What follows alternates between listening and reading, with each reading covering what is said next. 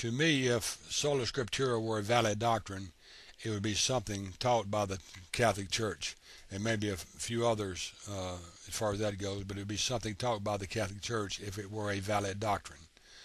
And if a person is going to show evidence for Sola Scriptura, it has to be self-authenticating in the Bible and not just one's opinion.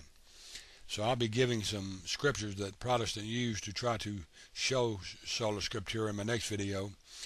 But I want to just say some practical things now that hopefully I can get an answer for from some Protestants. If you hear this video and hear the question, maybe you can give me some valid answer to what I'm about to present. When you write a term paper, you set out to show your purpose in that term paper. You state your purpose, and then you try to show your purpose in that term paper. I look at each book of the Bible a lot like that, and that each writer had a purpose for writing the particular book that they wrote. And to me, the Gospel of St. John is one of those where he sets out to prove the deity of Jesus Christ. He does so beautifully in chapter 1, and then through the 7 I am sayings that he records. Naturally, there's other things he said, but that was the purpose of his book, to show the deity of Jesus Christ. When he has apparently shown that purpose, toward the end of his book, he writes in two places in St. John 20, verse 30, "Now Jesus did many other signs in the presence of the disciples, which are not written in this book." John 21:25. "But there are also many other things which Jesus did. Were every one of them to be written, I suppose that the world itself could not contain the books that would be written." So John is saying, Jesus did a lot of other things that I didn't even record. My purpose wasn't to record everything he did, but I saw him do many other things. And what did he say to them as they walked the shores of Galilee during his Galilean ministry? What did he say to them by the campfires at night that we don't know that the apostles did here? And in 3 John verse 13, he says this, "I have much to write to you, but I would rather not write with pen and ink." Verse 14 then says, "Instead, I hope to see you soon, and we will talk together face to face." So here St. John is saying, listen, there's a lot of things I want to write to you about, but I'm not going to. I'll just tell you when I see you face to face. What did he tell those people when he saw them face to face? If he's trying to give the church guidance, is what he's saying to them face to face any less inspired than what he wrote in his book? Some would think so, but I don't think so. I don't believe that God left the apostles with nothing. You remember now that the first book of the Bible probably wasn't completed until around 48 AD, so we have some 17 years there that there was no Bible and no part of a Bible.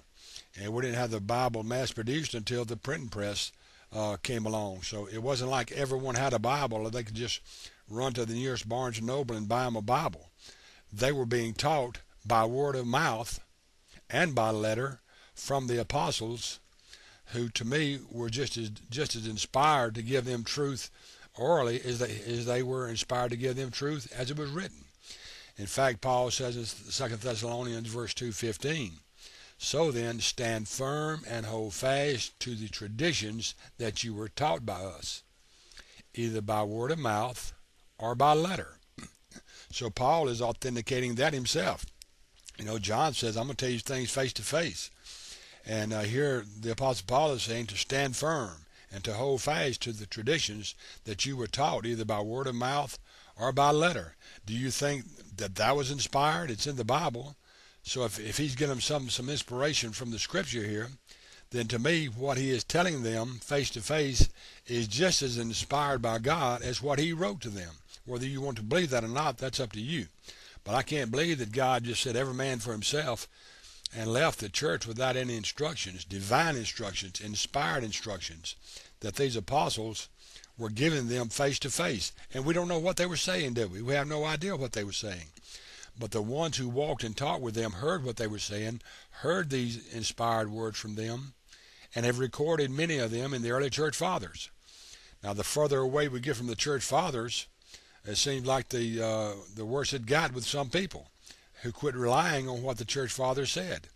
But who better to rely on to get information from than those who actually walked and talked and slept and ate with the apostles themselves and heard words that they said, in which Paul said to hold fast to them and to stand firm in them, the traditions, either by word of mouth or by letter. Now, Protestants, you got some explaining to do. You can't chalk it off just because you simply don't like it, or because Martin Luther comes along and says it's not true.